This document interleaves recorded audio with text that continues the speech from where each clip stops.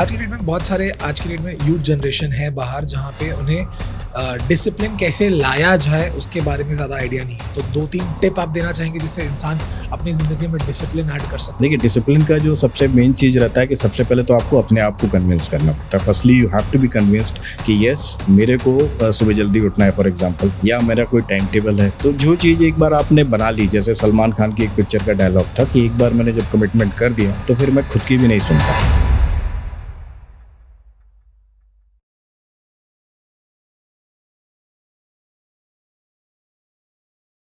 हर बार हम बहुत सारे स्टार्टअप्स को बुलाते हैं, हम फाउंडर्स को बुलाते हैं, हम बिज़नेस की बातें करते हैं, हम लाइफ़ की बातें करते हैं।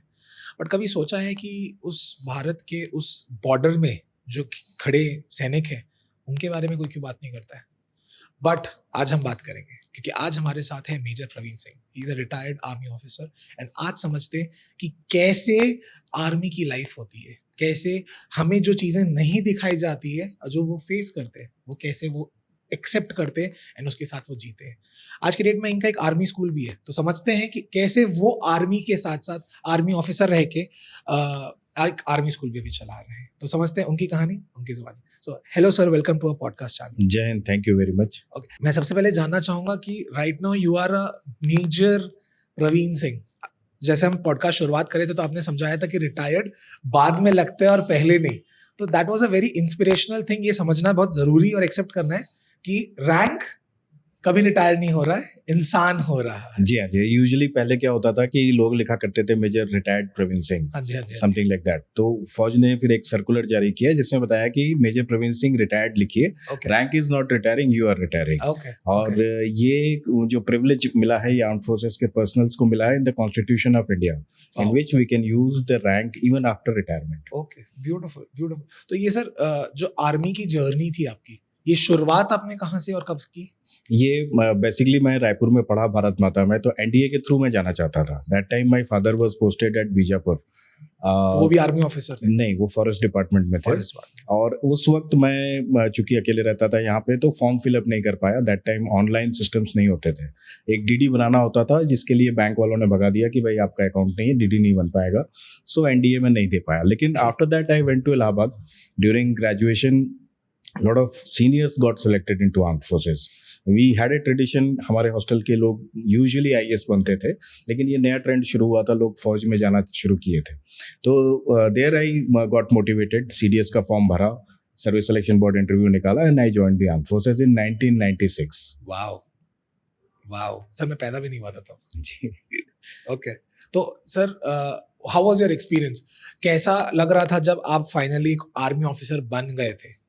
देखिए, ये क्या रहता है कि एक जर्नी होती है, इसमें आपको ऐसा एहसास नहीं होता। लाइक इनिशियली जैसे हम सिविल से गए, सिविल से जाने के बाद में जो आर्मी की ट्रेनिंग होती है, that is a big shocker.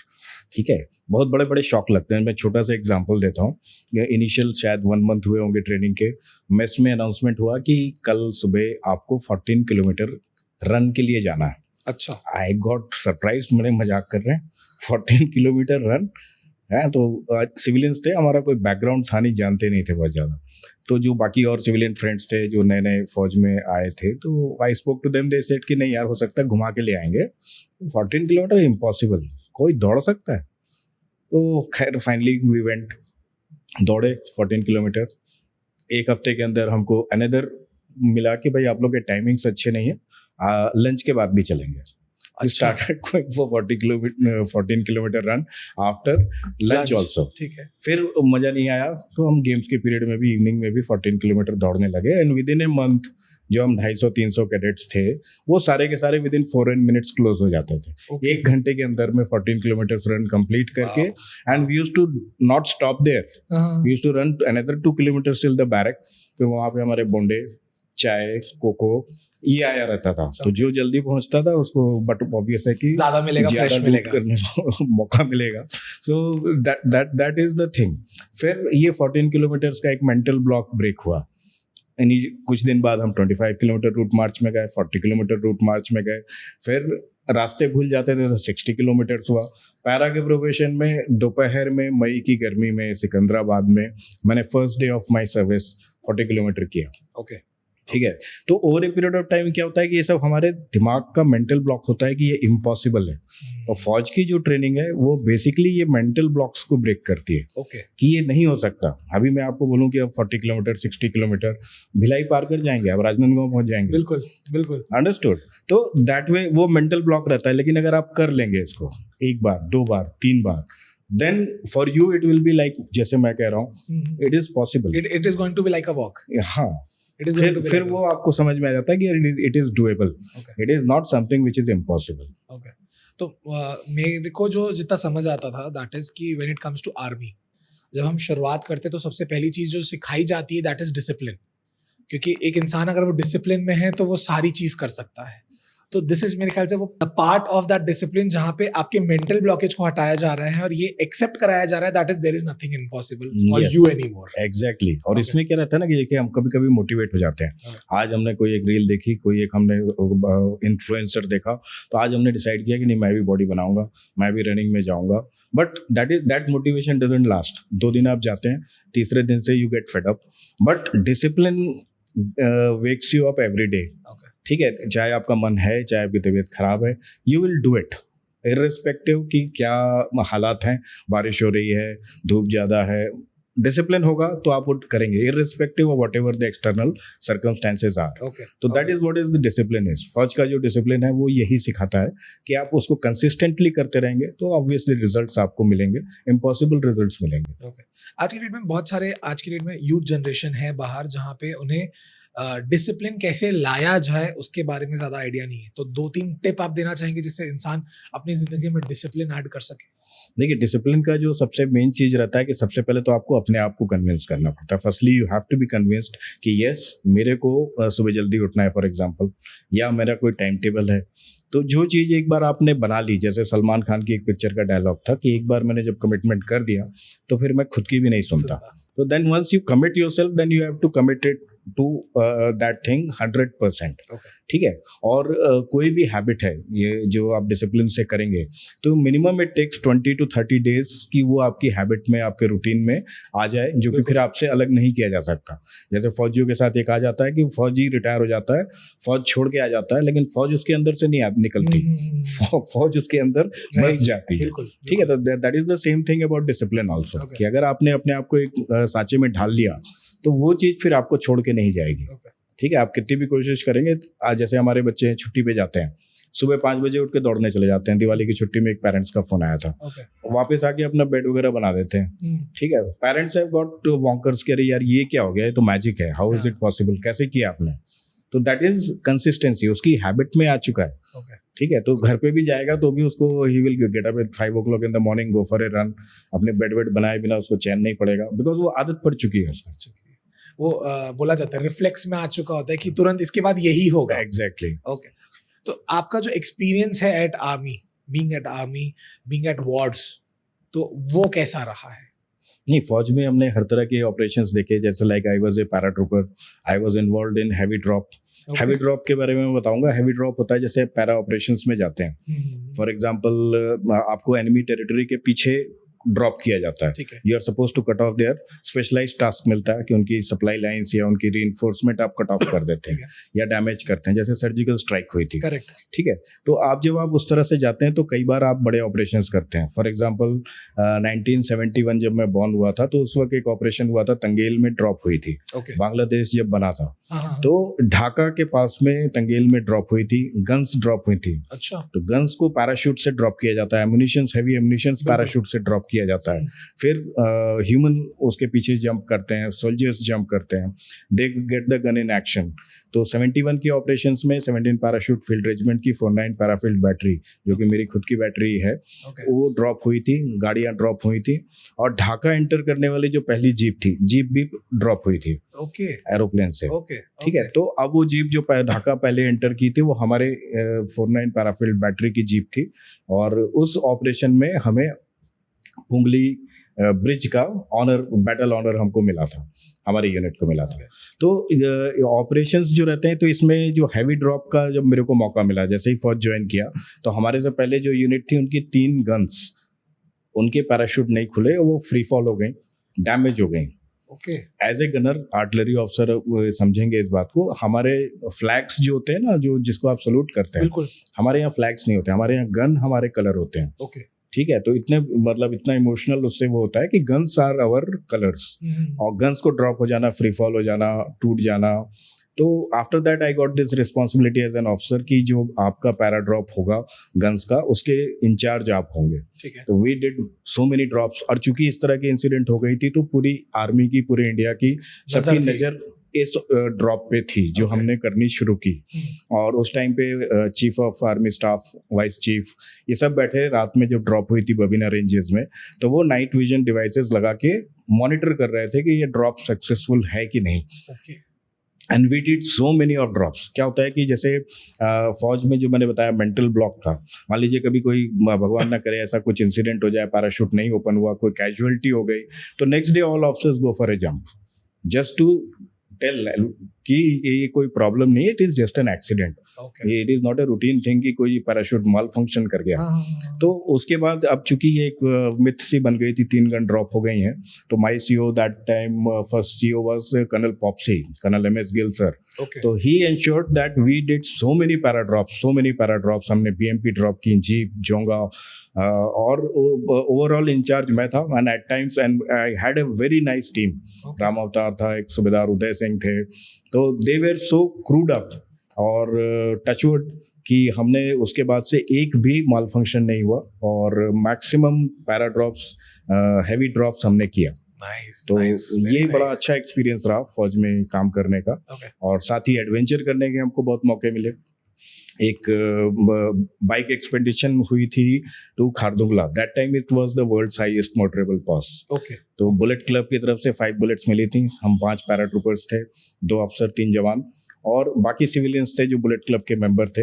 और 1997 50 इयर्स ऑफ इंडिपेंडेंस का सेलिब्रेशन के उपलक्ष्य में आर्मी एडवेंचर सेल की तरफ से दिल्ली से खारदुंगला एंड बैक को हमारा एक्सपीडिशन था। Total 40 bikes and 42 riders including pilots, and that time it was a Limca book of record. अच्छा। Next year it was broken, but that time it was Limca book of record. Okay. Okay, nice. तो sir ये जो experiences होते हैं, बहुत अच्छे experiences तो definitely it's shown in paper and everything, but जो बुरे होते हैं, इफ देयर इज एनी, तो उनको एक्सेप्ट कर पाना और उसको ओवरकम कर पाना कैसे होता है? देखिए, बुरे एक्सपीरियंस ऐसे कुछ नहीं होते हैं। जब आप लड़ाई में रहते हैं तो मैक्सिमम ऑफ द टाइम हम बहुत ज़्यादा ट्रेंड होते हैं। We are trained to look after our troops, we are trained to ensure that कि हमको कैजुअलिटीज ना हो। ठीक है, उसके बावजूद जब गोलियां चलती हैं तो दैट डजंट सी कि ये एनिमी है या ये कौन है। ठीक है, कैजुअलिटीज डू हैपन, और जो फौज का उसको देखने का तरीका है, ठीक है, जब कैजुअलिटीज होती हैं तो वी टेक इट कि ये वीर गति है। वी डोंट टेक इट कि भाई ये कोई ऐसा कुछ हो गया, बहुत सैड हो गया, देयर इज समथिंग टू उसको cry about, because everyone thinks कि जो हमारे शास्त्रों में भी कहा गया है, सदगति कहा जाता है इसको, इससे अच्छी गति आपको नहीं मिल सकती एज ए सोल्जर। अच्छा। गीता में कृष्ण ने अर्जुन को यही कहा था जब वो हथियार छोड़ के बैठ गया था कि हथियार उठा, लड़ाई कर, जीतेगा तो राज करेगा, और अगर तू भागेगा तो तेरा नाम बदनाम हो जाएगा, कायर कहा जाएगा, और यदि तू लड़ते लड़ते मर गया तो यू विल बी अमर हो जाएगा। तो एंड ये this is the thing which for which every soldier dreams कि मेरा कुछ भी हो जाए, फाइनल तिरंगे में मैं लिपट के घर जाऊं, मतलब हार के मैं घर ना जाऊं। ठीक है, तो ऐसा उसको बुरा नहीं माना जाता कि ठीक है, and it doesn't happen with everyone because our training, और जो हमारी ड्रिल्स हैं, जो हमारे तरीके हैं, जो वेपन्स हमको मिलते हैं, जितनी तैयारी से हम जाते हैं, रिहर्सल होता है एक चीज के पहले। ठीक है, तब हम ऑपरेशंस में जाते हैं। There are some operations like जैसे कारगिल में हुआ था, इट वाज बाय सरप्राइज। ठीक है, उसमें जो कैजुअलिटीज हुई थी, बहुत ज्यादा कैजुअलिटी हुई थी, और उस कैजुअलिटीज के टाइम पे जो टीम आगे जा रही थी लड़ाई करने, डेड बॉडीज वापस आ रही थी, तो यू कैन इमेजिन कि उसके बावजूद ये मोटिवेशन था। I just imagined right now what you said. हाँ, आप इमेजिन कीजिए, अब इसमें 2 तरह के इमोशंस आपके आ सकते हैं, फाइट और फ्लाइट। ठीक है, अब या तो आपको लगेगा कि यार मैं भाग जाऊं, ये तो सब मर रहे हैं, मैं भी मर जाऊंगा। दूसरा इमोशन ये है कि आपके अंदर खून खौलने लगे कि अच्छा, इनको, मेरे साथियों को इन्होंने ये किया है तो मैं छोड़ूंगा नहीं। और वो मैक्सिमम जो लोगों में आपने देखा जज्बा, जब वो अंदर जा रहे थे तो उनके अंदर ये जज्बा था कि मैं इनको नहीं छोड़ूंगा। फाइट। लोग मरते मरते उन्होंने मार के आए। There are so many coursemates, so many seniors, juniors who have lost their life. Jintu Gogoi sir हमारे सीनियर होते थे, सीएसएम होते थे, he has sacrificed his life. तो there were so many operations like that. लेकिन उसको कभी भी इस तरीके से हमने भी अपने यूनिट में ऑफिसर्स, आसाम में मेजर विजित सिंह शौर्य चक्र, मेजर समीरुल इस्लाम शौर्य चक्र, वी लॉस्ट देम। ठीक है, बट इसमें मैं एक और बात बताना चाहूंगा कि इसमें इनकी फैमिली का इतना सपोर्ट था। Visits father was a CO, colonel साहब थे वो, ठीक है। सैम सर के father was an engineer, but उनकी फैमिली ने भी कभी भी इसको इस तरीके से नहीं देखा कि ये कोई बहुत बड़ी दुखद घटना हो गई। Everyone felt proud of it. Nice, beautiful, beautiful. तो कमिंग फ्रॉम दैट एरा जहां पे एक्चुअल में इतनी ज्यादा वॉर हो रही थी, and then to the developing India, ठीक है, but recently we got to have a news of operation Sindoor जो हुआ, उसका कारण एक बहुत बड़ा रीजन था जो पहलगाम में अटैक हुआ। तो आप तब तक रिटायर हो चुके थे, तो उस समय आफ्टर रिटायरमेंट जो पार्ट आता है and you get to listen stuff like this, उस समय आपका क्या रिएक्शन होता है इन चीजों को लेके? तब बड़ा खराब लगा, क्यों छोड़ के आ गया मैं फौज। एक्चुअली मैं फौज जब छोड़ा उसका रीजन था कि पहले कारगिल, जिसमें एलओसी पार नहीं करने दिया गया, एज ए पूरी पैरा ब्रिगेड स्टैंड बाई थी। We were suppose to get air dropped at Skardu. Skardu एक एडमिनिस्ट्रेटिव बेस है। जैसे आपने ग्लेशियर के बारे में, सियाचिन ग्लेशियर के बारे में सुना होगा। We are sitting at the very very height, death zone कहते हैं उसको, ठीक है, वो that is more than 21,000 feet. लेकिन पाकिस्तान की जो पोस्ट है वो स्काडू से मतलब बाई रोड मेंटेन्ड है। अच्छा। हमारे यहाँ एवरीथिंग इज एयर मेंटेन्ड। हमारा मिट्टी तेल भी आता है, एक चितेक हेलीकॉप्टर में 2 जेरिकेन मिट्टी तेल जाता है जो ड्रॉप होता है। एंड मिट्टी तेल is the, kerosene is the life line. उसी से आपका हाथ आप गर्म करते हैं, उसी से आपके खाने गर्म होते हैं, पानी भी पीना है तो बर्फ गला के आप, बिल्कुल मिट्टी तेल से ही सब चलता है। और आपके जो सामान ड्रॉप हो रहे हैं, खाने के लिए सामान जा रहे हैं, सब एयर ड्रॉप हो रहे हैं। तो it was a strategic location जो कि अगर पैरा ब्रिगेड कैप्चा कर लेती, उस वक्त हमको मौका दिया गया था एलओसी क्रॉस करने का, तो ये सियाचिन ग्लेशियर पीछे हो जाते तो उतनी ऊंची हाइट्स पे हमको नहीं बैठना पड़ता। और एक और चीज आपको समझना चाहिए कि सियाचिन ग्लेशियर यहाँ दुश्मन से गोली से कैजुअलिटी कम है, वेदर की वजह से ज्यादा है। एंड एवरी डे, यदि आप सोचिए कितना वो है कि एवरी डे 1 कैजुअलिटी के एवरेज के हिसाब से वहाँ कैजुअलिटी होती है। तो that is the type of casualties which we are facing. कभी फ्रॉस्ट बाइट हो जा रहा है, आपके हाथ काटने पड़ जा रहे हैं। इट इज माइनस में टेम्परेचर होता है 50, 60, 30। आई कैन अंडरस्टैंड, या। तो देयर फॉर 6 मंथ से ज़्यादा आपका टेन्योर नहीं होता। 6 मंथ्स आप रहते हैं, 6 मंथ्स में आप ना दाढ़ी बनाते हैं, ना नहाते हैं, ना धोते हैं, ठीक है। बट 6 मंथ से ज़्यादा जब आप नीचे आते हैं तो there are so many problems. आप छोटे से कमरे में बुखारी मट्टी तेल जला के रह रहे हैं, आपके लंग्स में पूरे काले रंग का कफ बन चुका है, ठीक है, आपकी मेमोरी लॉस हो रही है, वहाँ पे आपको भूख नहीं लगती है, आप स्विस चॉकलेट की बेड बना के सोते हैं, उसकी सीढ़ियाँ बना करके चलते हैं, बट वो खाने का मन नहीं करता है, ठीक है। तो you eat just you know कि आपको ट्रेन किया गया कि खा लो, सूप बना के पी लो to survive, otherwise you don't feel, भूख भी नहीं लगती। टेस्ट के लिए नहीं होता है, वो सर्वाइवल के लिए होता है। और आपको भूख, आपका शरीर को भी भूख कुछ नहीं लगती है, ठीक है। तो ऐसी सिचुएशंस में ऑपरेट करते थे, वहाँ पे हमको नहीं जाने दिया गया। फिर पार्लियामेंट पे अटैक हुआ, 6 महीने हम घूमते रहे, कभी अमृतसर, कभी जैसलमेर। उस वक्त भी हमारी पूरी तैयारी थी, we were suppose to cross the border, attack Pakistan. उसमें भी हमको बॉर्डर क्रॉस करने का मौका नहीं मिला। और उस टाइम वो that was the same time जब 2003 में ऑप पराक्रम खत्म होते ही मैं अपने पेपर्स पुट अप करके मैं बाहर आ गया। अच्छा। और दैट वाज द टाइम, अब समझ में आता है कि क्यों हम रिटेलिएट नहीं करते थे। बिकॉज हमारे पास उतना गोला बारूद नहीं था जो कि शायद हफ्ता 10 दिन 15 दिन से ज़्यादा हम वॉर सस्टेन कर सकें। But now we are capable enough. Our government has taken care कि फौज के जो जरूरी असलहा, गोला बारूद, first line, second line, third line आपकी पूरी तैयार है, ठीक है। तो अभी now they can take such action. And और इतना जो टेक्नोलॉजिकल एडवांसमेंट हुआ है और इतना जो सिविल, जो कहना चाहिए डिफेंस में आज प्राइवेट सेक्टर कितने स्टार्टअप्स हैं, इंक्लूडिंग मेरे जो रिटायर्ड फ्रेंड्स हैं, कोर्समेट्स हैं, they are working with DRDO, they are developing so many things for defence. Drones बना रहे हैं, वो अनमैन्ड व्हीकल्स बना रहे हैं, देयर सो मेनी थिंग्स है ना, कॉलेज के बच्चे कर रहे हैं ये सारी चीजें, जो कि डिफेंस उसको ले रही है। उरी के टाइम पे काम भी आया था। बिल्कुल, अभी भी काम आया। ऑफ सिंदूर में भी there are so many things which are indigenous, okay, और यही ऑफ सिंदूर की सफलता का रीजन भी है। अच्छा, जो इंडिजिनस प्रोडक्ट हैं, जैसे हमारे नेवैक है, जो जीपीएस था अमेरिकन, जो Yes. कारगिल में उसने हमको मिसगाइड किया था। बिल्कुल बिल्कुल ठीक है, लेकिन अब हमारे जो इंडिजिनस लोकेशंस हैं, अब आप विश्वास नहीं करेंगे, जनरल बख्शी का यदि आपने पॉडकास्ट देखा होगा, उन्होंने बताया 45 सेंटीमीटर बाय 45 सेंटीमीटर का जो एसी का डक्ट होता है, ओके, उसके थ्रू ब्रह्मोस मिसाइल ने नूर खान बेस पे अटैक करके उनके कमांड सेंटर को Wow. डिस्ट्रॉय किया था। बिकॉज उनका जो ऊपर का कंक्रीट इतना था जिसमें there was no weapon which could penetrate that, okay, तो उन्होंने उस डक्ट, एसी डक्ट के थ्रू शूट किया, इतनी एक्यूरेसी, 200-300 किलोमीटर्स की रेंज पे। तो this is something which is amazing, yes, it is something magical, मतलब बियॉन्ड बिलीफ। बिल्कुल। तो coming to the point again sir, operation Sindoor के टाइम पे जब चीजें हुई, सो आफ्टर बीइंग रिटायर्ड, उस समय जो चीजें होती है, या आज के डेट में, it was almost a war, because already India Pakistan के बीच में चीजें छिड़ चुकी थी। तो उस समय आप यहाँ पे थे, आपका उसमें क्या रिएक्शन था? रिएक्शन देखिए, उस टाइम पे जैसे अब रिटायर्ड हैं तो हमको ना कोई इन्फॉर्मेशन आती है, Okay. ना हम कोई इन्फॉर्मेशन लेने की कोशिश करते हैं, ओके, क्योंकि हमारी ट्रेनिंग ही ये कहती है कि there are people who are serving, they are responsible, we trust them. जब हम थे, हमारा टाइम था, तो हम काम करते थे। बट यस, बाद में न्यूज़ आनी शुरू हुई, जिस दिन कैसे कैसे डेवलपमेंट्स हुए, कैसे कैसे प्लानिंग हुई। Now it is out in social media. बिल्कुल, फौज के पीआरओज खुद अपनी कॉन्फ्रेंस करके बता रहे थे कि क्या हो रहा है, कैसे उन्होंने डैमेज किया, क्या डैमेज किया, उसके वीडियो फुटेज सब उन्होंने पब्लिक किया। पब्लिक की, ठीक है, अदरवाइज हम भी उतने ही अंधे थे या उतना ही जानते थे जितना आप। ओके, ठीक है, तो इट वाज नॉट कि हमारे Not को an रिटायर्ड extra. ऑफिसर होने के कारण कुछ स्पेशल एक्सेस था या we know anything special, okay, वैसी कोई हमारे पास अलग से नहीं। जानकारी नहीं थी। वही Okay. जो बाद में आप लोग को बताई गई, वही जानकारी हमको भी मिली।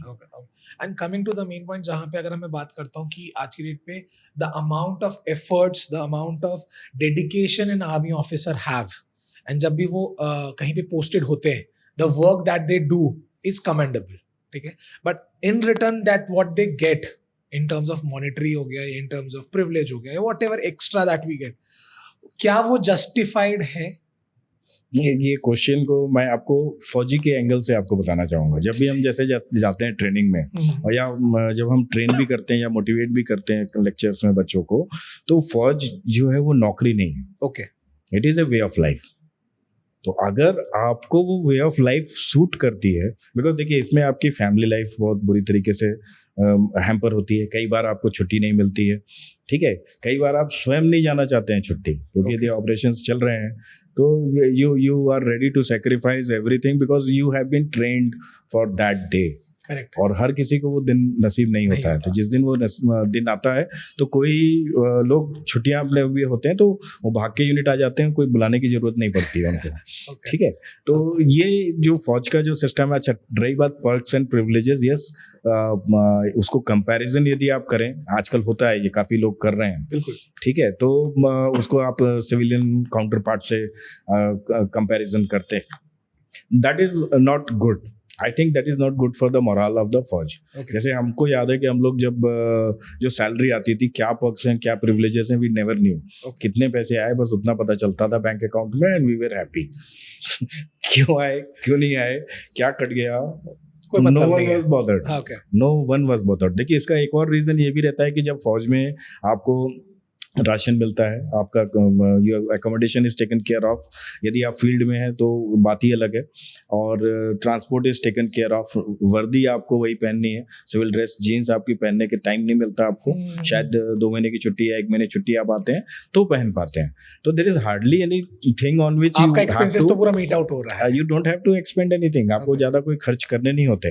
और यूजुअली जो रूटीन होता है, इवन इन पीस एरिया, मैं कहूँगा कि हम तो फील्ड एरिया ज़्यादा प्रेफर करते थे, पीस एरिया में हमारे काम बहुत ज़्यादा होते हैं, रिस्पॉन्सिबिलिटीज़ बहुत ज़्यादा होती हैं, ओके, एंड वो जो रिस्पॉन्सिबिलिटीज़ होती हैं यूजुअली कोई सोल्जर लाइक नहीं करता, जैसे कि like office work, court of inquiries, paper work, doing feasibility study, back end work हाँ, जो तो कभी दिखता नहीं टेबल है। के ऊपर बैठ के करने वाला काम कोई फौजी सोल्जर जो है लाइक नहीं करता, लेकिन करना उसको पड़ता है। तो इसलिए they each and every soldier they prefer field area, जहाँ उसको ऑपरेट करने का मौका मिलता है, अपनी प्रोफेशनल कॉम्पिटेंस दिखाने का मौका मिलता है और कुछ एक्शन करने को मिलता है। Beautiful beautiful. तो आपको क्या लगता है जो ये प्रिविलेजेस हैं वो क्या है, एंड आज के डेट पे अगर कोई भी टूवर्ड्स आर्मी जा रहा है तो डू दे हैव टू, मतलब उससे क्या इंस्पायर होना चाहिए उन्हें, या इसे एड ऑन बेनिफिट्स ही समझना चाहिए? देखिए, फौज में जाने के लिए यदि आप जाना चाहते हैं, देखिए इससे अच्छा आसान तरीका नहीं है क्लास 1 ऑफिसर बनने का। ठीक है, फौज की एक ओनली सर्विस है जहां आपको पेंशन मिलेगी, बाकी जगह पेंशन बंद हो चुकी है। ओके। ठीक है, फौज में आपको और आपके पूरे परिवार को मेडिकल बेनिफिट्स मिलेगा। ठीक है, और फ्री मेडिकल मिलेगा, best of the medical benefits मिलेगा, जो कि बहुत मायने रखता है। बिल्कुल। ठीक है, तो फौज में आपका कैरियर का ग्रोथ, जैसे मैंने बताया कि मैंने ट्रेनिंग की, हैवी ड्रॉप कोर्स किया, एडवेंचर किए, एक पैरा जंप, आप जाइए दुबई में, एक पैरा जंप की कितनी आपकी कॉस्ट पड़ती है? लाखों रुपए। या हम सुबह पीटी छोड़ के चले जाते थे, पैराशूट लेके पहन के कूद जाते थे। ठीक है, जस्ट फॉर फन। तो उसको आप कंपेयर नहीं कर सकते। कॉस्ट यदि बोलें प्रिविलेजेस, तो आप उसको कंपेयर नहीं कर सकते, वो क्वांटिफाई नहीं कर सकते। और जैसे मान लीजिए मैं एक फौज का मेजर, जैसे मैं मेजर से रिटायर्ड आया, फौज का मेजर का यदि आप प्रोटोकॉल में देखेंगे तो पूरे इंडिया में only 3 SP are senior to a major in army. Okay. That is the I think Chennai, Delhi and Mumbai. तो सिर्फ ये आप आपके प्रोटोकॉल में आपसे सीनियर है, otherwise they are all are junior. Powers आपके पास में बहुत है। फॉर एग्जाम्पल जैसे छत्तीसगढ़ में आप देखेंगे नक्सलियों का इतना हुआ, 76 CRPF people where killed, but army was never called. Why was army never called? Because अगर आर्मी को आपको बुलाना है तो स्पेशल पावर्स एक्ट पार्लियामेंट में पास करके, अप्रूव करके, फिर उनको पावर्स देनी पड़ेंगी। और armed forces special power act में आपके पास पावर्स क्या हैं? आपके पावर्स मतलब not only commissioned officers like me, junior commissioned officers या JCOs, या नॉन कमीशन्ड ऑफिसर्स लाइक हवलदार या इवन नायक के पास में ये पावर है कि वो बिना सर्च वारंट के कहीं पे भी सर्च कर सकता है, किसी के घर में घुस सकता है, बिना किसी ऑर्डर के, मतलब अपने ऑर्डर पे वो किसी को शूट कर सकता है या किसी को शूट करने का ऑर्डर दे सकता है। तो इस तरह के ऑर्डर्स हैं जो कि आपको मिलते हैं यूजुअली नॉर्थ ईस्टर्न स्टेट्स में, मणिपुर, असम एंड नागालैंड, या नहीं, सारों में नहीं है, कुछ एक स्टेट्स में ही है जहाँ पे डिस्टर्बेंस ज्यादा है और ये एक्ट लगा हुआ है, या जम्मू एंड कश्मीर में।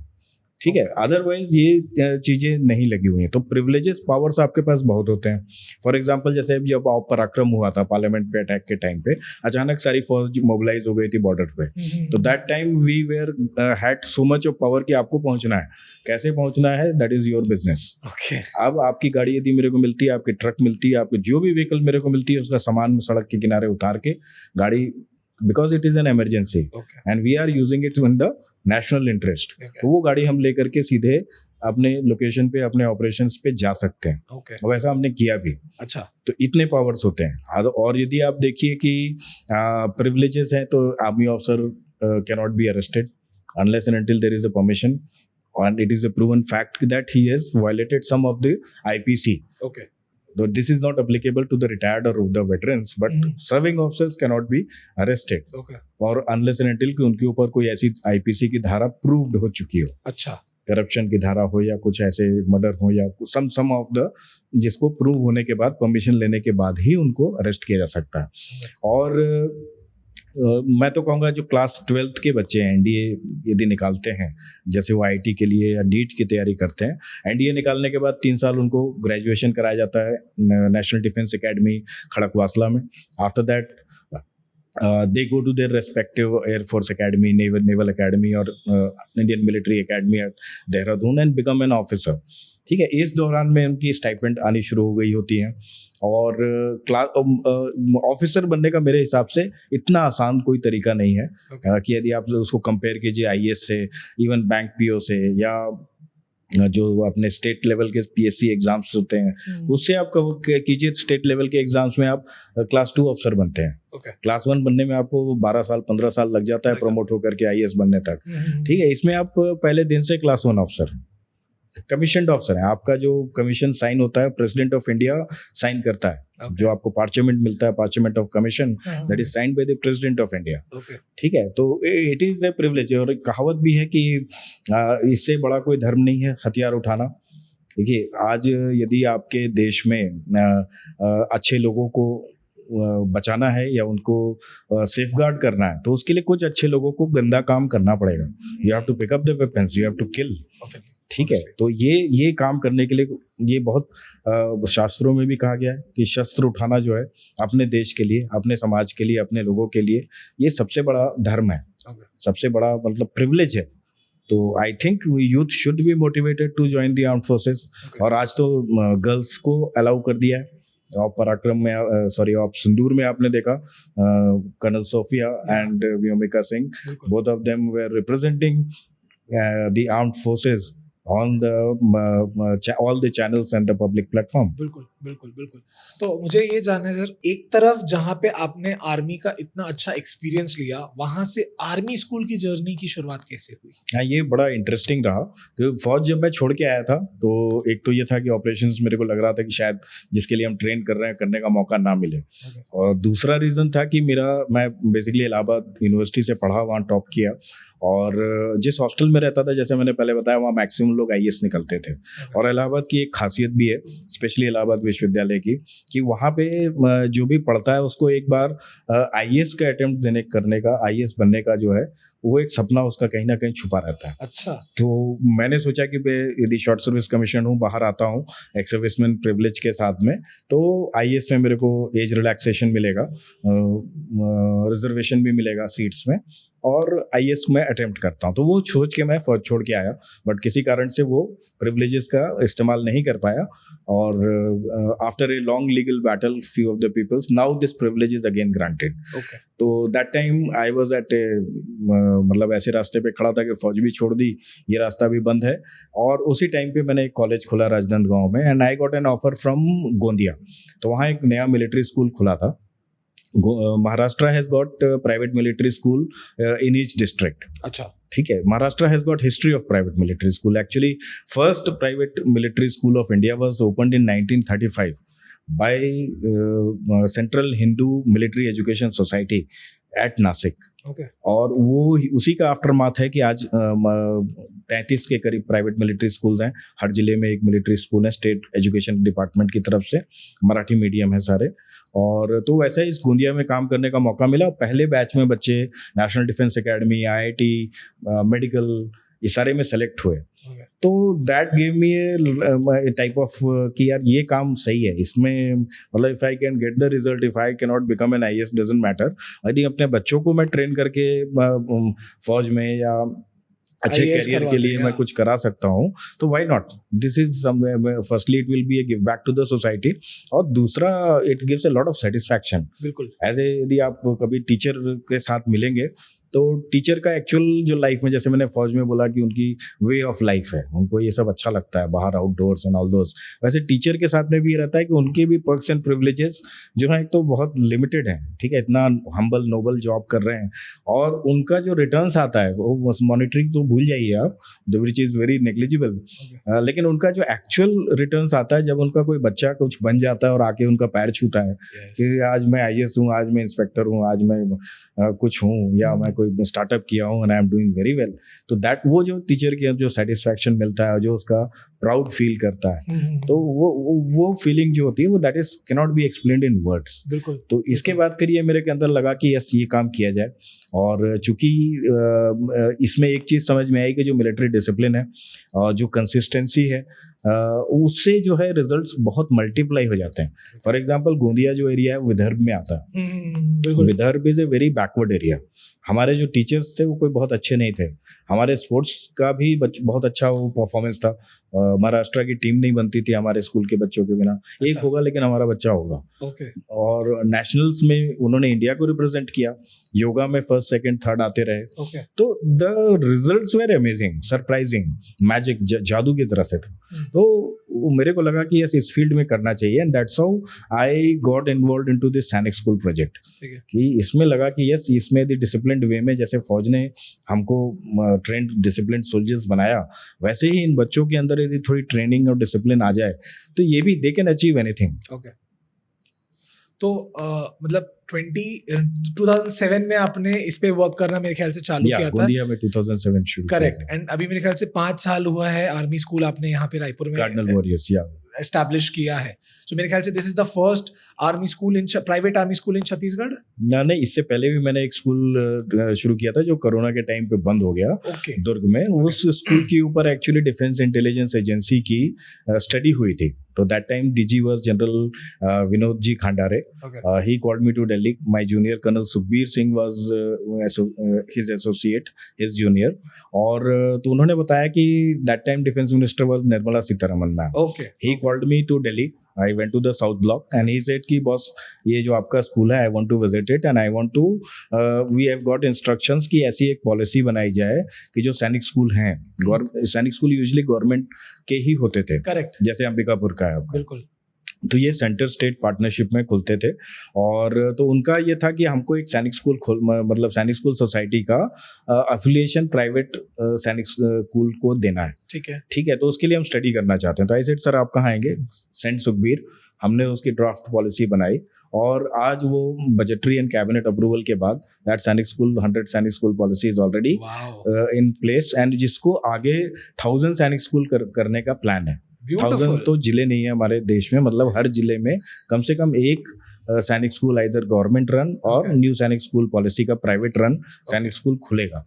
तो ये और ये गवर्नमेंट का, मैंने खंडारे सर से भी पूछा कि सर आप तो इंटेलिजेंस में हैं, ये ट्रेनिंग डायरेक्टरेट का काम आप how are you involve in this project? तो पहले तो उन्होंने वो किया, बट उन्होंने आखिरी में ये बताया कि अगर कोई अच्छा ऑल्टरनेटिव पेरेंट्स को मिलेगा तो instead of sending them to the places जहाँ पे उनको रिलीजियसली ब्रेन वॉश किया जाता है, भेजने के बजाय दे विल प्रेफर कि अपने बच्चों को हम इन इंस्टीट्यूशन में भेजें जहाँ इनके कैरियर प्रॉस्पेक्ट्स या इनकी पर्सनैलिटी और मतलब उनको अच्छा कुछ यदि मिलता है तो वो ऑप्शन में जाने के बजाय they will prefer this option. तो ये बेसिकली सरकार का विजन है कि इस तरह की जो मिलिट्री एजुकेशन है इसको पूरे इंडिया में फैलाया जाए। और समय समय पे बात उठती भी रहती है कि भाई हर आदमी को जो है मिलिट्री ट्रेनिंग करना चाहिए, विच इज़ नॉट पॉसिबल जैसे इजराइल में है। तो इफ़ नॉट ऑल, यदि हम कुछ part of the population, young generation को यदि मिलिट्री ट्रेनिंग दे पाएँ तो yes they can lead the others. और this is more important in the view of the 2.5 front war, जिसमें हम कहते हैं, जनरल बिपिन रावत ने कहा था कि जब पाकिस्तान और चाइना में तो हम आर्मी इन्वॉल्व हो जाएगी, पुलिस इन्वॉल्व हो जाएगी, है ना, सारी जो पैरामिलिट्री फोर्सेज इन्वॉल्व हो जाएंगी, इंटरनल ट्रबल जो होगा 0.5% उसको हैंडल करने के लिए आपको केपेबल होना पड़ेगा। फौज नहीं आने वाली, पुलिस नहीं आने वाली, सीआरपीएफ नहीं आने वाली, you have to fight your own battle. तो एक तरह से उसको देखा जाए तो ये उसकी भी तैयारी हो सकती है। ओके। मतलब कहीं ना कहीं एक चीज ये समझ आ गया, दैट इज कि सिर्फ बाहर से प्रोटेक्ट करना नहीं चलेगा, अंदर में भी चीजों को स्ट्रांग रखना बहुत जरूरी है, क्योंकि चीजें जब ऊपर नीचे होंगी यू नेवर नो अंदर से भी चीजें कैसे हो सकती है। अंदर की लड़ाई ज्यादा खतरनाक है। देखिए जब आप बॉर्डर पे खड़े होते हैं तो आपको मालूम है इस लाइन के पार जो भी है वो मेरा दुश्मन है। ठीक है। अभी रायपुर शहर में आप नहीं जानते कौन मेरा दुश्मन है। वो हमारे साथ रह रहा है, हमारे साथ हमारे जैसे कपड़े पहना हुआ है, हमारा पड़ोसी है, आई डोंट नो। वो कल वो कहीं वो ब्लास्ट कर दे, कहीं कुछ कर दे, तो वो आज तक तो मेरे साथ में था वो।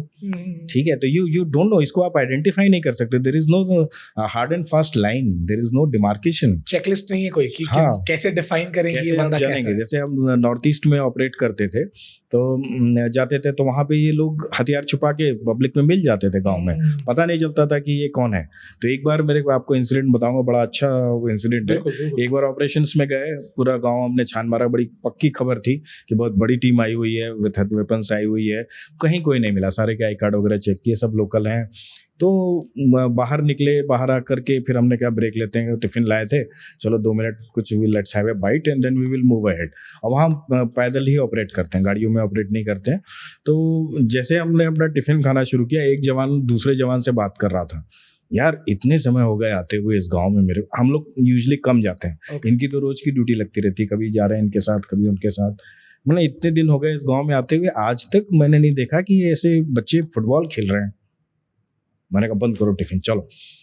वी कॉर्डन देम, उठाया उनको, किनारे ले गए। हाँ। वो के सारे टेररिस्ट थे।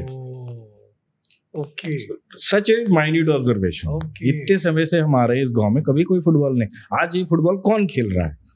Okay and all young people, तो we just caught them. Wow wow ठीक है, क्रेजी तो नाइस। ये इस तरह का वहाँ पे फौज में एक्चुअली का एक जो फौज की पूरी ट्रेनिंग है, वो हमको बताया जाता है कि फौज की training is all common sense, okay which is actually very uncommon. Very uncommon right now, yes. तो सर आपका कोई वॉर क्राई वगैरह हुआ करता था, या आपको एक ऐसा कोई वॉर क्राई जो आपको याद रह गया हो? नहीं, वो हमारे स्कूल का भी वॉर क्राई है। जैसे मेरी यूनिट है 17 पैराफील्ड रेजिमेंट, तो उसमें जो हम कहते हैं हनुमान के हम प्यारे, अच्छा वही हमारे स्कूल के बच्चे चलाते हैं। चिकिला का who are we are the champions, can't you see. This is a basically belief engineering. Nice. Every day if you tell कि I am the champion, you start believing then you are a champion, you start acting like a champion, you behaving like a champion, Okay. working like a champion, ठीक है, and one day you become a champion. Beautiful. तो मुझे sir आपके school के बारे में और जानना है कि एग्जैक्टली उस स्कूल में क्या क्या होता है, एंड वहां पे कौन आ सकता है? नहीं, doors are open for everyone. आजकल मैक्सिमम गर्ल्स जो हैं बहुत एक्साइटेड हैं, बिकॉज अभी जैसे एनडीए के ओपन डोर्स ओपन हो गए हैं, तो रियली बॉयज से ज़्यादा आई सी द एंथुजियाज्म जो है गर्ल्स के अंदर ज़्यादा है। ओके कि बिकॉज उनको पहले मौका नहीं मिलता था, आज नाउ दे सी कि राफेल भी उड़ा रही हैं, ठीक है, they are colonel in armed forces, permanent commission मिलना शुरू हो गया है, ठीक है, एनडीए के थ्रू वो जा सकती हैं, परमानेंट कमीशन ले सकती हैं। तो हमारे स्कूल में देखिए डोर्स तो ओपन है, जो भी चाहे हम उनको एडमिशन दे सकते हैं। और मेन हमारा जो फोकस एरिया रहता है वो डिसिप्लिन रहता है, और डिसिप्लिन आता है हमारे रूटीन से। Routine is very simple. सुबह मॉर्निंग 5 बजे 5:30 बजे उठ के पीटी करते हैं, ठीक है। पीटी के बाद वो फ्रेश होकर के नॉर्मल स्कूल की तरह असेंबली एंड एकेडमिक क्लासेस चलती हैं। Afternoon they have got the coaching. For example class 6 से ही हमारी एलएन की क्लासेस शुरू हो जाती हैं बेसिक फाउंडेशन के लिए, ठीक है। और 11th एंड 12th में एनडीए, आईआईटी, नीट, इसके लिए स्पेसिफिक अलग अलग बैचेस जिसको चलते जिसमें हैं। इंटरेस्ट है वो उधर जा सकता है। इंटरेस्ट नहीं, हम उनका एक साइकोमेट्रिक टेस्ट करते हैं, जो कि वेरी साइंटिफिक टेस्ट है, जिससे हमको बिल्कुल पता चलता है कि इस बच्चे के अंदर किस कैरियर के लिए, किस सब्जेक्ट के लिए नेचुरल खासूसियत है, तो उसको हम उसी हिसाब से गाइड करते हैं। और ये करने के बाद इवनिंग गेम्स खेलते हैं। गेम्स के बाद फिर वो फ्रेशन अप होकर के रात की सुपरवाइज स्टडी होती है, जिसमें हम उनको कस्टमाइज स्टडी प्लान देते हैं।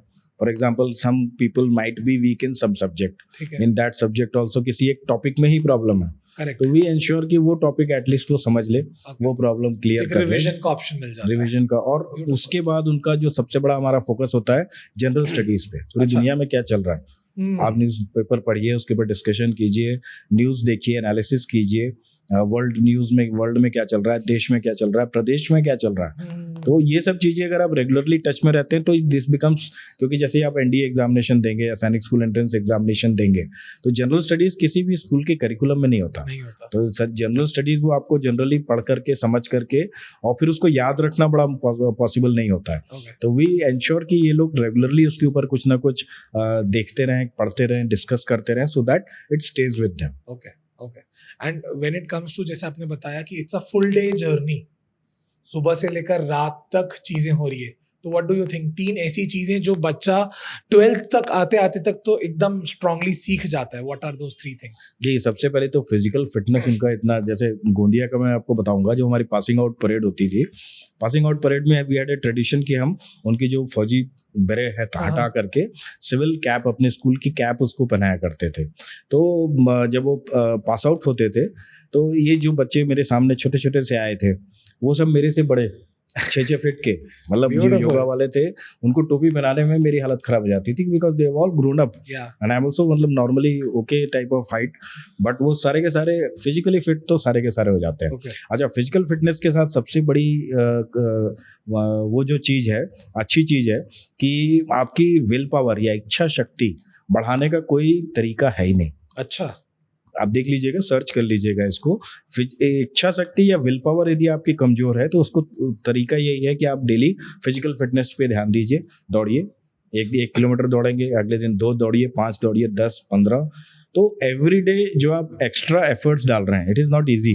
जैसे हम भी 40 किलोमीटर्स की मैं बात कर रहा था जाते हैं, तो 40 किलोमीटर्स में पहले 5 किलोमीटर हम हंसते गाते जाते हैं, 20 किलोमीटर के बाद हम चुप हो जाते हैं, 25-30 किलोमीटर के बाद अगर किसी ने छू भी दिया तो मारने दौड़ाने लगते हैं, ठीक है, इरिटेटेड हो जाते हैं। और लास्ट 5 किलोमीटर्स में जो जोश आता है ना, that is you can not explain.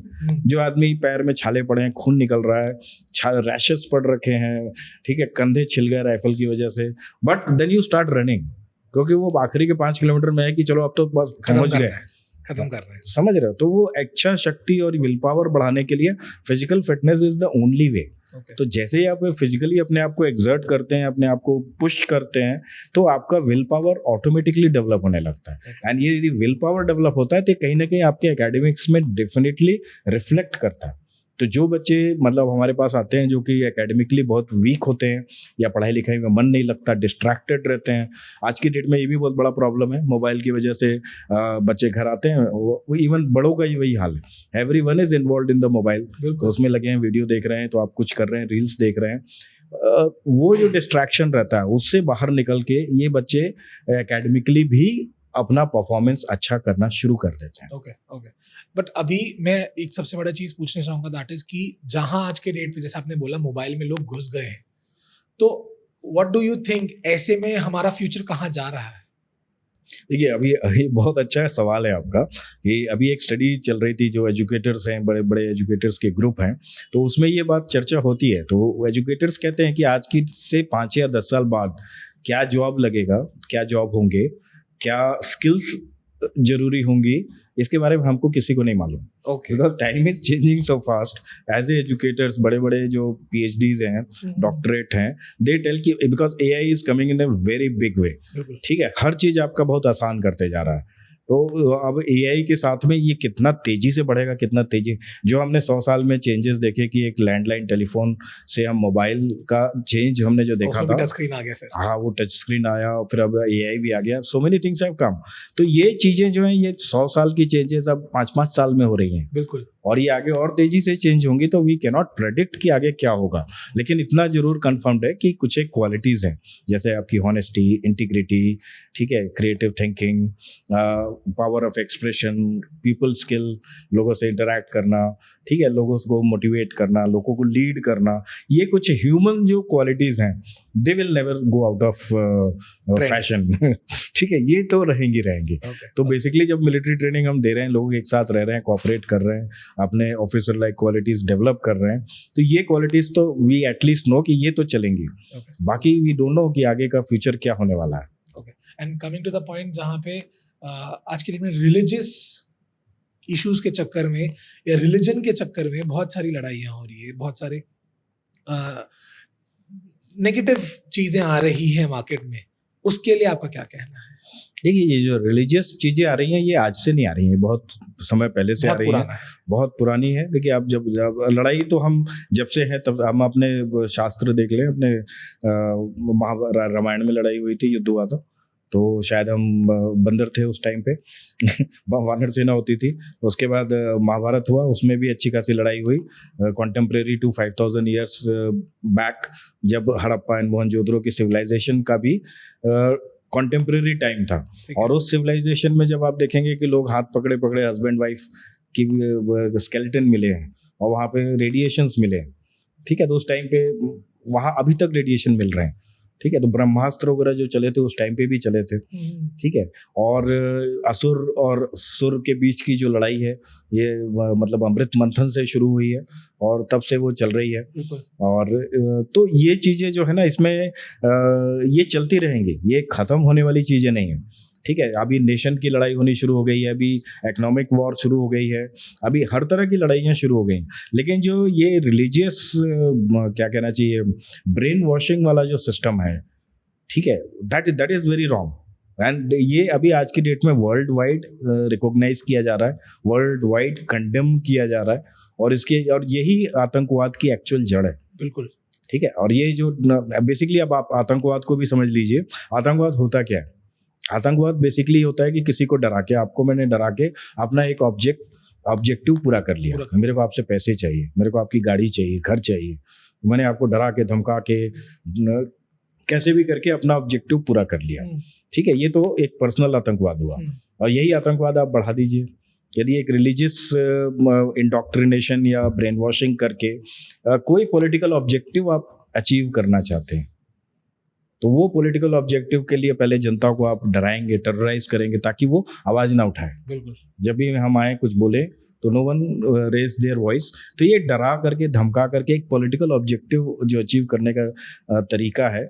और इसमें भी यदि आप और डिटेल में जाएंगे तो कोई भी रिलीजन जो कि आपको कन्वर्ट करने के लिए बोलता है, that is not A religion, that is a political movement, it has got a political objective. ठीक है, इट हैज ओन एजेंडा। उसका एजेंडा जो है वो कुछ और है। आपने कभी किसी को बोला कि तुम आ जाओ मेरे धर्म में, पर्ची बांटते हुए हम दिखे कहीं पे? नहीं। तो ये जो एजेंडे चलते हैं, ये एजेंडे जो गलत है, ये नहीं होना चाहिए। तो मैं फाइनल आपको बोलना चाहूंगा दैट इज कि हमारी यूथ आज की डेट पे देख रही है एंड वो समझना चाह रही है कि कहाँ जाएं, क्योंकि वो बहुत कंफ्यूज्ड हैं चीज़ों को लेके। वो रिलीजियस के चक्कर में हो सकता है, वो ट्रेडिशन के चक्कर में हो सकता है, वो ग्रोथ के चक्कर में हो सकता है। आप उन्हें क्या एडवाइस देना चाहेंगे? देखिए, वो अपना फोकस क्लियर रखें। ठीक है, दे शुड ड्रीम बिग। आज की डेट में देखिए इतनी अपॉर्चुनिटीज़ हैं। जब हम थे, हमारे टाइम पे बहुत ज़्यादा अपॉर्चुनिटीज़ नहीं थी कि IAS बन जाएंगे, फौज में चले जाएंगे, बैंक में PO बन जाएंगे, नौकरी कहीं कर लेंगे, वो भी गवर्नमेंट जॉब चाहिए थी, गवर्नमेंट। ठीक है, आज की डेट में यूथ के पास में प्राइवेट जॉब्स हैं, उनके पास एंटरप्रेन्योरशिप के 10 तरीके हैं, स्टार्टअप कर रहे हैं बच्चे। ठीक है, they are doing very good. तो अपॉर्चुनिटीज आज में जितनी है, और जो मतलब गोल्डन पीरियड है पैदा होकर के जिंदा रहने के लिए, वो अभी का समय है। रामायण का समय, महाभारत का समय, आप पूरी हिस्ट्री देख लीजिए। हम लड़ते रहे हैं, कटते रहे हैं या मारते रहे हैं, लेकिन आज की डेट में economically you are so stable, आपके पास एवेन्यूज इतने हैं, आप जो भी चाहें। आज लोग इंटरनेट के ऊपर यूट्यूब वीडियोस बना के कमा रहे हैं। बिल्कुल। और इतना कमा रहे हैं जो हम सोच नहीं सकते। You cannot imagine. आप देखेंगे तो यू विल बी सर्व। आप तो जानते होंगे क्योंकि you are in this field. हम तो ये देखते हैं तो वी कैनॉट बिलीव कि यार ये इज इट पॉसिबल, ये कैसे पॉसिबल है। तो अपॉर्चुनिटीज बहुत है, उनको क्लैरिटी होनी चाहिए। सबसे पहले उनको अपनी वीकनेस समझनी चाहिए, अपने पॉजिटिव क्वालिटीज समझनी चाहिए, निश जो आप लोग कहते हैं समझना चाहिए कि मेरे लिए क्या बेस्ट है, और उसमें they must go all out, dream big and never give up. Beautiful, beautiful. And एक फाइनल कोई कोट से अपन एंड करेंगे सर, जहां पे आप जो हमारी ऑडियंस है उन्हें आप मोटिवेट कर सके या उन्हें एक डायरेक्शन दे सके कि जो भी है, जैसा भी है, you just have to accept the fact कि what's going on is gonna be good. Yes, definitely it is going to be good. तो एक मोटिवेशन कोट चाहूंगा सर मैं आपसे। मैं जो पैटर्न का कोट जो मेरे को बहुत अच्छा लगता है, मेरे ऑफिस के बाहर भी लिखा रहता है, दैट इज लीड, फॉलो और get out of the way. मतलब या तो आप लीड कीजिए, आपसे लीड नहीं करते बनता तो फॉलोअर बन जाइए। देखिए, जो अच्छा फॉलोअर होता है वही अच्छा लीडर भी बन सकता है। If you cannot become a good follower, you cannot become a good leader. और यदि आपसे ना लीड करते बन रहा है, ना आपसे फॉलो करते बन रहा है, तो फिर आप रास्ते से हट जाइए, बाकी टीम को आगे जाने दीजिए। Beautiful, beautiful. This quote has opened one of my mindset, जहां पे ये समझ आ चुका है कि अगर दोनों चीज नहीं होती तो तीसरा ऑप्शन चुपचाप ले लेना चाहिए एंड हट जाना चाहिए। बिल्कुल। यदि वो चीज आपके लिए नहीं बनी है तो डोंट ट्राई। कोई किसी के लिए बनी है, कोई अच्छा कर रहा है, जरूरी नहीं है कि हर जगह आप ही लीड करेंगे। ठीक है, देयर आर टाइम्स कि आपका, जैसे हमारे स्कूल में भी टीम है, टीचर्स हैं, प्रिंसिपल हैं, बच्चे हैं, कई चीजें होती हैं जब हमको लगता है कि नहीं, दे आर डूइंग गुड। अभी एनुअल फंक्शन की तैयारी चल रही है, they come up with idea. मैं तो एक जनरल सोचता हूँ ऐसे करना चाहिए, they come up with better idea. Definitely. ठीक है, तो हाँ, गुड, तो I have to get back. ये नहीं कि नहीं जैसा मैंने बोला वैसे होगा। It is a good idea, let them go.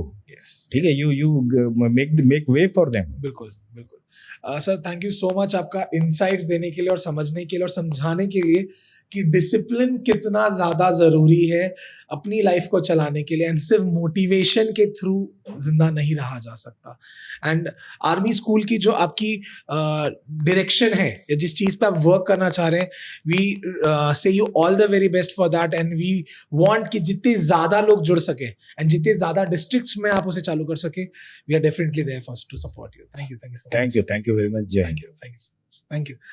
And इस टाइप के इंसाइट्स एंड इस टाइप के नॉलेज के लिए फॉलो जरूर करें।